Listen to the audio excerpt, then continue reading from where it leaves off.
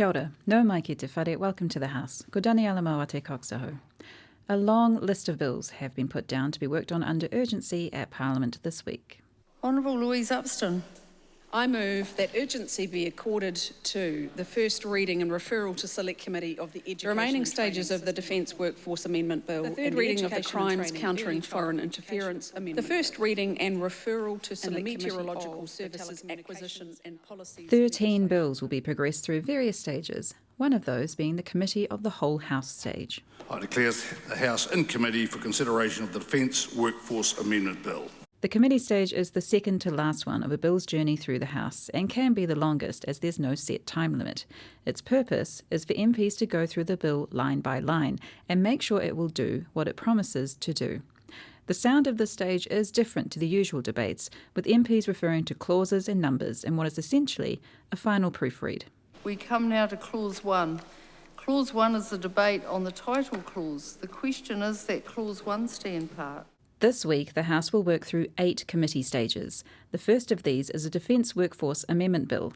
The bill will enable the Chief of the Defence Force to sign off on uniformed staff filling in for striking civilian staff. As an example of just how detailed they go, the first part they debated was Clause 1, the title of the bill.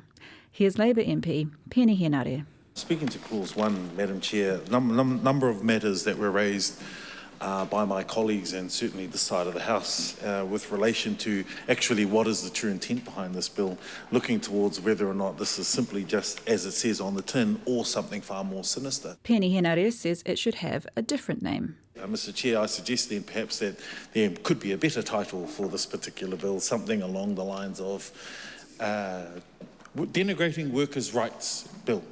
Something like that, that is very clear, it's quite poignant, it makes out exactly what we believe on this side of the House it actually does to this bill, Mr Chair. And if we look towards the title, it seems innocuous insofar as it says just a workforce amendment bill, but actually what's happening is far more reaching. It isn't just the workforce of the defence, the workforce in the Defence Force, it's actually the workforce across public sector.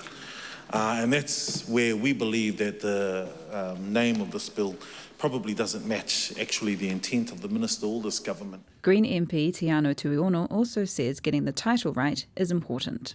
So I did take the point from the Honourable Peeni Henare. His suggestion was the denigrating workforce bill.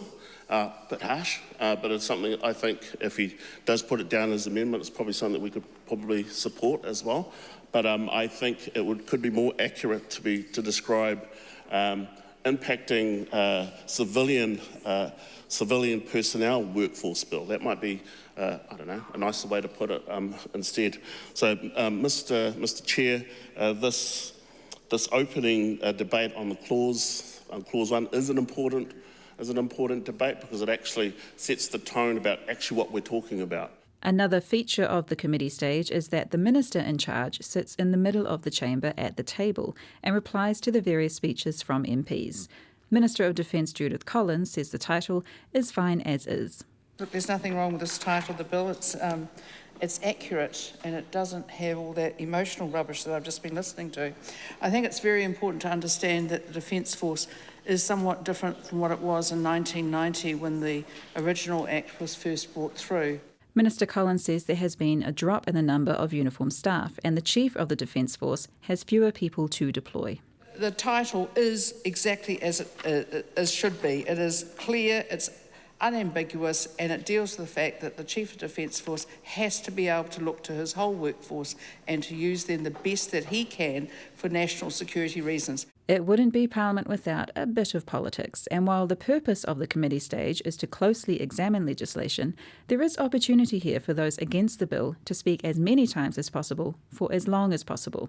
To move things along, an MP from a government party will stand up and ask for the debate on their particular part of the bill to end, saying something like, "I move that debate on this question be now closed," which sparks a vote. The question is that debate on this question now closed. All those in favour say aye. The contrary, no. The ayes have it. The MPs also vote on any proposed changes to the bill. Those from the opposition are usually voted down. The question is that Dr Lawrence Unan's tabled amendment to the title replacing workforce with use of armed forces be agreed to. All those in favour say aye. The contrary, no. No. Noes have it. And sometimes a suggested amendment doesn't make the grade.